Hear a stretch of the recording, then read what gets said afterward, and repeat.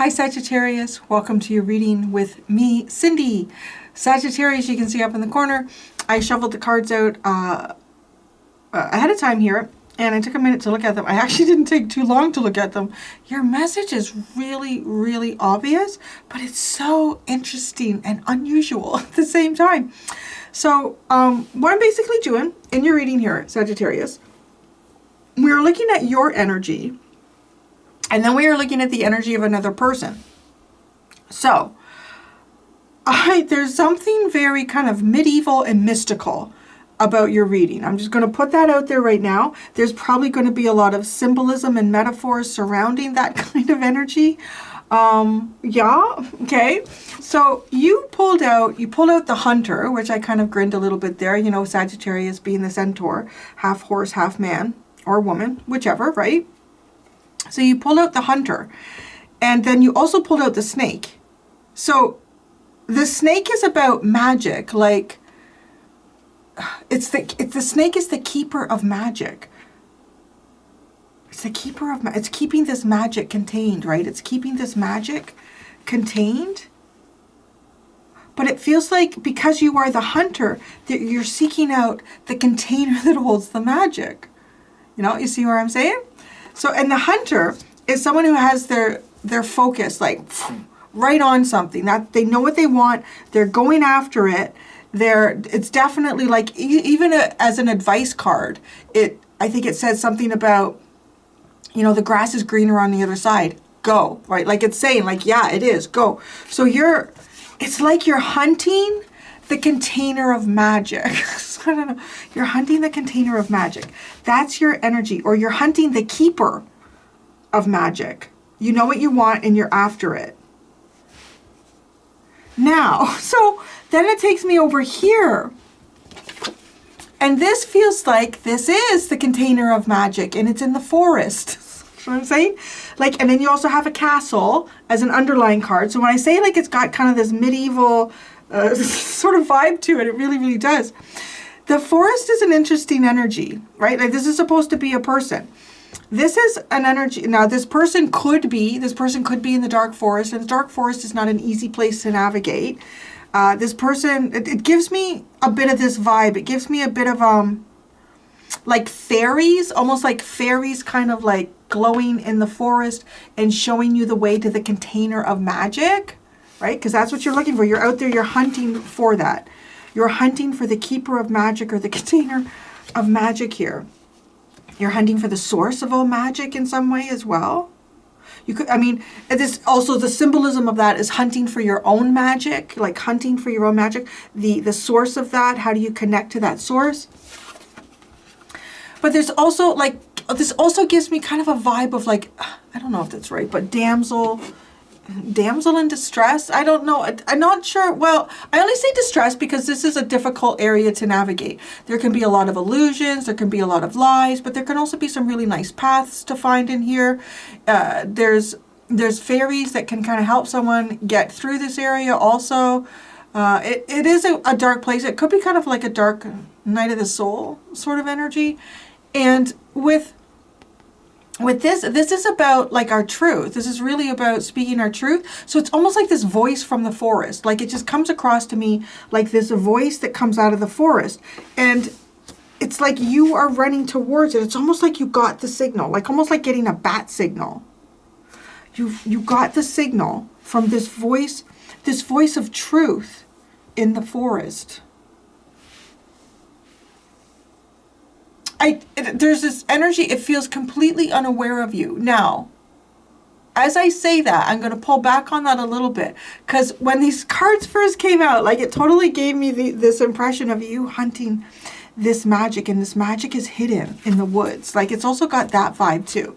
Like, okay, if this is like hunting the source of your magic in some way, and where it is, it's in the forest. So that's not an easy place to navigate. Now, you know, horses are not naturally drawn to forests because they can be difficult to get through. Like they're more of an open plain kind of animal. And there's a lot of predators that will hide in forests. So it's, again, right, like if this is a place that you have to go to find the source of your magic, it's not an easy place to find it. Like, and it's also given me sort of like, it feels like that this is even buried somewhere, almost like it's like a treasure hunt. But it's also too like you've come out of the castle walls to go on this journey. Because this is what your energy was in the past, being like the underline, the castle. This is something that is contained. It's something too, the castle that talks about, you know, castles, if we romanticize them, oh, there's maidens and princes and all of that sort of stuff in there. But the castle walls are also like cold and damp, and you know, it's not, you know, we romanticize something that, to be quite honest, they were probably really fucking cold. Like they were just these stone walls, and everybody had a big fireplace in there, but half the heat probably went out the chimney. Like, you know, it's not. But it's a container. It contains, and it's a place where we might feel safe, right? Feel safe behind the castle walls, even if it might be cold and damp, because you can bring up the drawbridge. You can't necessarily burn it down, the stone walls themselves, but it is a safe containment. But it's almost like you've heard a call, and you lower the drawbridge, and you're running out to the container of magic. So even as I say that, though, I don't know, it still gives me this weird vibe of something in distress. But like you see the truth. You hear the truth, you feel the truth. It's in the forest. The forest is not an easy place to get to, and particularly with what you're coming out as. Like if you were approaching the forest in like maybe like the jaguar or the leopard or something, you know, something like that, I would say, okay, well, you're going to feel very comfortable in this space. This is a space you're not going to feel comfortable in. It's a space where you're going to feel handicapped in, to be quite honest, because, you know, there's logs and there's twigs and there could be holes. Like it's a bit of a precarious place for an animal that has such, they are delicate. They're funny, right? Like they're delicate and strong legs. So okay, now, this other underline is really interesting. The sea serpent giving me, like, I think it does. It's talking about a kundalini. I didn't really look these up. It's just, the story just kept coming through to me, like, so hard and fast. But anyways, it's creating something here. There's that magic. See, these two cards resonate a bit with me. Together, like, right? Like, the symbolism is so similar. It's a snake chasing its own tail. And through doing that, it keeps it busily occupied with protecting something important, which, right, is this container of magic. But then this feels like, to me, it almost starts to produce something into 3D. Oh, how interesting as I say that. Because for me, the golden egg, because there's a whole bunch of different eggs in this deck. There's the cosmic egg, but I'm not showing it to you because it is reversed behind all of these other cards. And the cosmic egg is the idea. It is the vision. It is the creativity that's just waiting to be tapped into. It's up in the cosmos. That's also interesting. If I go back on that scenario with the black egg has come across to me in the past as something like, it's almost like it's radiating stink. Like it's like a smell is starting to form around this egg. You know, it looks like this purpley smoky stuff, which there's a lot of things that can mean, right? Like it also, like the purple energy, the violet energy, but you're talking about the crown chakra. But it has come across to me in the past, like this egg has been sitting for too long and it starts to develop an odor. And maybe that's what it is. Maybe there's something about some type of magic here. Oh, wait, you go back over here. You try to get back into the underline. That's not right. Some type of magic that's been there too long. So we said that this looks to me more like it's that energy of what you've been hunting. But it goes into the 3D. Oh, shit me. Because this is the underline. So this is something that's already happened. Okay, you've been in the castle. You've been protected. You've been protected in the castle. Kind of a little bit of a hermit energy with that. The oyster. It's the glimmer of something. Like some light starting to show through. I want to say it's actually coming through to me almost like a portal opening up, and then the egg is released, because this symbolizes to me, out of like the transformation of the eggs in this deck, an egg in the physical, because it's sitting in a nest now. So, right, like it's like an egg. It is the physical embodiment of what you've been trying to manifest, or something that's been trying to be manifested, or some sort of creativity or project, right? And then there's the golden egg, and you almost say too, like this owl symbolizes wisdom, so it's almost like golden wisdom, some sort of golden wisdom that comes into the 3D. But there's, I don't know, it's weird. It's like, is it a call for help? Is it a call for action? This over here, because this purple, it is like the egg has been sitting too long, waiting for you to find it. Now, it is not like, oh my God, you're going to miss an opportunity. It doesn't feel like that. It's almost like you're starting to, like, I want to say, you know, how do things trigger us to move out of the castle? Something, our senses get activated in some way. You could hear someone, you could hear something familiar, it pulls you out of the castle. You could see something. You could have this really internal, like this deep internal feeling, or you could have a dream or something. I need to leave the castle today, right? Like that. Or we could smell something. And I'm not kidding. I found something years ago when I was staying at a B&B in the summer, an Airbnb in the summer. And anyways, true to this day, I believe that my stepfather guided me to it. And this cottage was it was all wood. The whole cottage was wood. It was just a big wooden cottage. And you know what? I hadn't noticed when I got there. But anyways, my stepdad, well, God bless his soul, because he's passed away now. And well, that's how he communicated to me. Him and I had a love for sweets. We would do desserts together all day, any day. And anyways, I was walking past an area down in the basement of this place. And all of a sudden I got this, it smelled like chocolate vanilla. Like, that's where I'm going with this. Like, my nose took me to show me something. And I believe he did. And where did he take me? He took me to a bag of CO2 and smoke detectors that had never been installed. Right? That had never been installed. And I was like, that's crazy. It was so crazy because having been a retired fireman, and then pointing that out to me and knowing how to draw me there. So that's where I'm bringing this to you. Long story short, they were a real fucking bitch, that B&B. I said to them, I said, can you please come and install these? Like, this is not legal. And anyway, she's just said, well, if you don't like it, then you can leave. Like, well, I'm not going to leave. I just put my whole plan this week. So anyways, I ended up putting them around the house. And then I fucking reported her to the local fire marshal or whatever. That's one of the things I don't. Anyways, let's not get into Airbnbs. So anyways, that's what this is. Oh, Larry's moving boxes. So that's what this is. It's like, right? It's something that draws you to this forest. Something that it tantalizes, or it connects to you in that way, right? Like if it had been something, you know, that didn't smell, I'm going, ooh, I don't know what that is. I'm going to go over here. But it's like my stepdad knew. He said, oh no, Cindy likes sweets, just like me. So I'm going to make her. And then, well, anyways, I won't keep going down that road. But this is drawing you in. So maybe it's not even going bad. Maybe it's just emanating a smell. Like it's just like a smell. The smell of the forest, the black egg in the forest. So even as I say that, the forest black egg, and you are the hunter snake. The hunter snake. Hunting perhaps even rebirth, renewal. The forest black egg. The black forest, it's a very dark forest, right?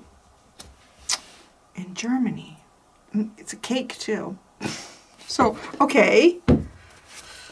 What connects you, this hunter snake, to the forest black egg? What connects you? What connects Sagittarius? Oh, it's like separation. Separation, lack. Is this trying to find your magic?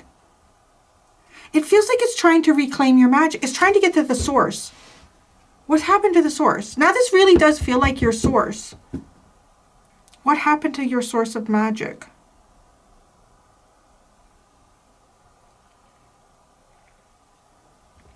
I don't know, but what connects you is lack. So when you feel the lack, you go looking for the magic too, possibly. Or maybe there's something about when you utilize, you know, like your magic abilities in life. And if for whatever reason, this is just coming real natural or it's real easy, you're not really thinking about where the source is. But when lack comes into play, then you start thinking about where is the source of this magic. Well, I'll tell you, it's over here in the forest, which isn't necessarily a place that you're going to feel comfortable going into. But that's okay. You have a good perspective as a centaur. You have a higher, you see what you're walking through, right? Okay. So let's look at you, the hunter. The grass is greener on the other side. Go. You know what you're looking for. It's there. The hunter. And then the snake, which is the keeper of the magic. You're looking for the keeper of this magic. Wow, this is such an interesting reading. The hunter, the hierophant.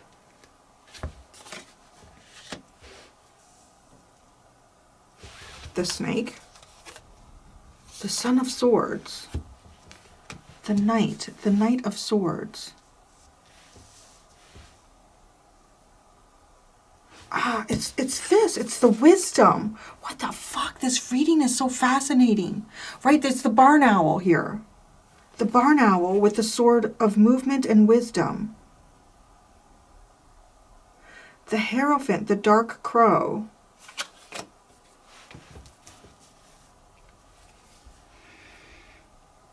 There's something a little bit, I'm gonna put something out here. I'm just gonna put it out here. Because I don't know, like I never know who's reading, who's coming to these readings. There is something here like you are trying to get to the source of something that you are not supposed to. So I'm just gonna put that out there. I don't know why, but just the way, right? Look at how these cards play out. And this, because what is this? This is connected to the golden egg. And you're running towards it. Maybe that's it. Maybe you think it's a golden egg, but it's not the golden egg.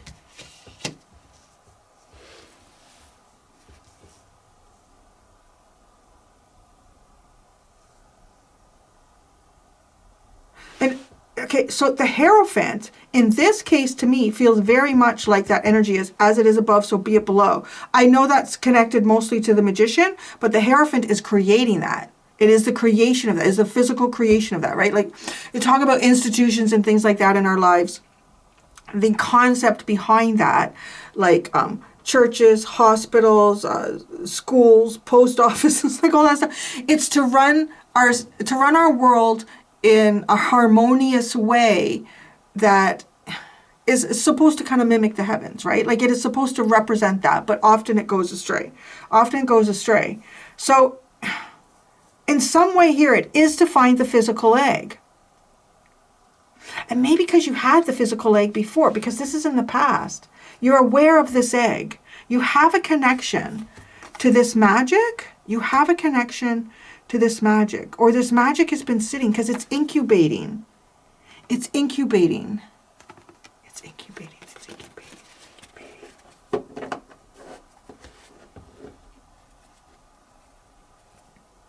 All right, I want to see how this continues here. So the forest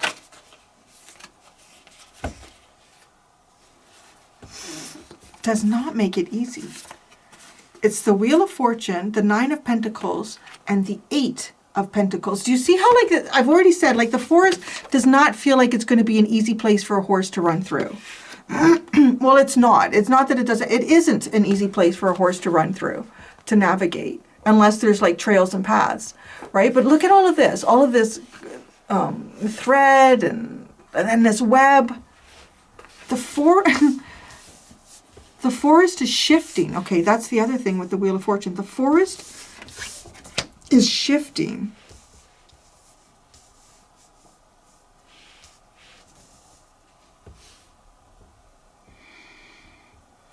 From the 9 to the 8.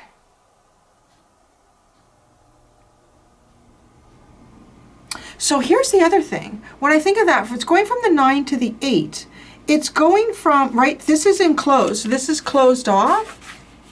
I want to say, so at this point, I want to say that the castle could also symbolize like this magic being inaccessible. Not having access to that magic. There was a period of time where you don't have access to it. Because it's like something triggers you when you're running towards this, right? Like this is all, it's protected again. All these feathers are protecting, all of this is protected. But then it becomes like it shifts out of this sort of isolated sovereignty self energy, and it moves into this 8. And it is about, right, this is about the work that we do is perfecting. It's almost like something has shifted in the forest here that allows things to come in. Like it feels like there's something about this forest that makes it too difficult to get in there most of the time. Too difficult to get in there most of the time. And now something has shifted, and that's like, you know, maybe it's a change of wind, something. Yeah, just seeing you standing in your castle going, oh, hey, something's going on. Something's going on in the forest. And because the web, too, is bringing things to it. Things get caught in there. And it, as opposed to being closed off and contained, it's opened up and it's receiving in a way, right? Okay, so that's the forest. The forest is a complicated place. But if you navigate it according to its cycles, you can navigate it, right? If you approach it according to its cycles, you can navigate it. The black egg. So the black egg represents truth. Hidden truths.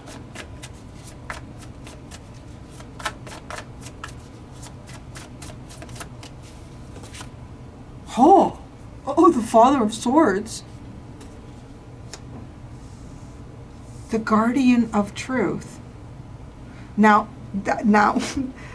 that's also interesting, because that is not the barn owl. It is a great horned owl, right? It's a big ass owl. But these smaller owls are kind of guarding, or they're keeping you away, or they have been. Something has shifted in the forest, in this realm of magic. Something has shifted. But the king, the Father of Swords is still, it's the truth. Now, because there's no emotion or anything that comes with this truth.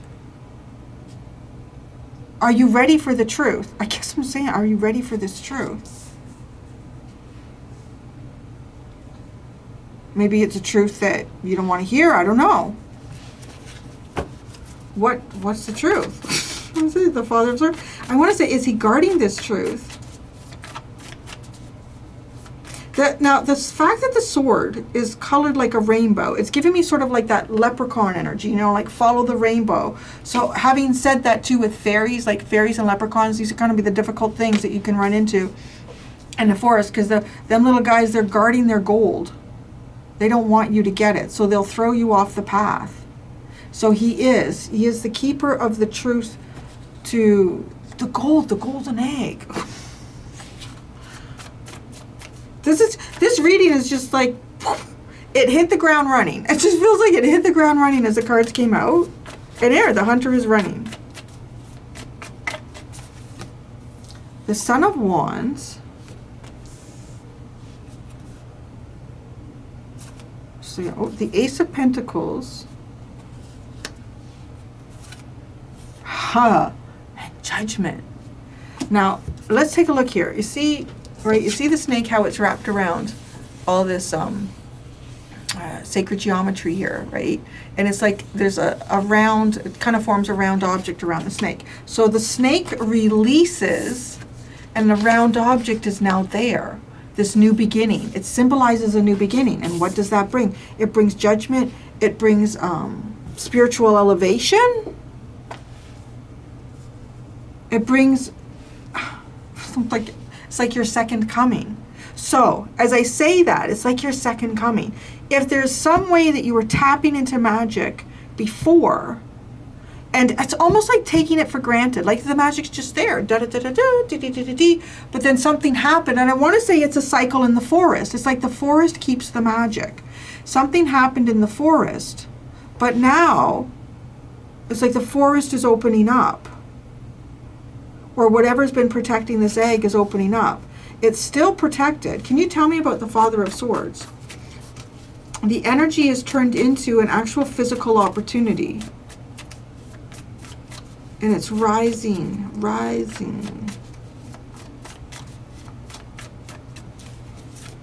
It's the Ace of Wands. The Father of Swords is the Ace of Wands. The Two of Wands. And the... Wow. It is the source of fucking magic. The High Priestess. This is the source of the magic. Now, how do you get there? It's like, no, don't we all want to know? How do you get there? Okay, well, now let's look at this Five of Pentacles. Like, that's what joy... It's like when you feel this. When you feel the lack, you become aware. When you feel the lack of the magic, you become aware of the magic. That the magic was there, right? Because it comes off as like this energy that it was just there. You're just taking it for granted. So the Five of Pentacles.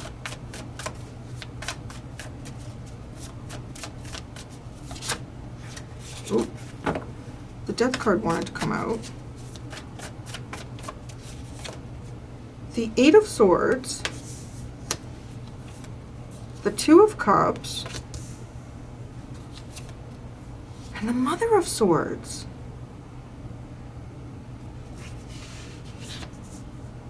Something has switched here. Like, see, now your energy is compatible with that. Right? It's very compatible. You are now compatible with the source of magic. That's crazy. But it's almost like you have to wait. You have to wait. Because there's a lot of safeguards around the source of magic. Right? And that's how that feels. So it's almost like being put in, it's almost, I'm hearing purgatory, like a purgatory, a weight. You are.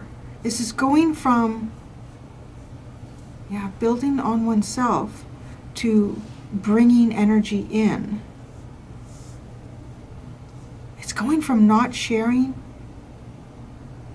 like closed off, not sharing, to receiving.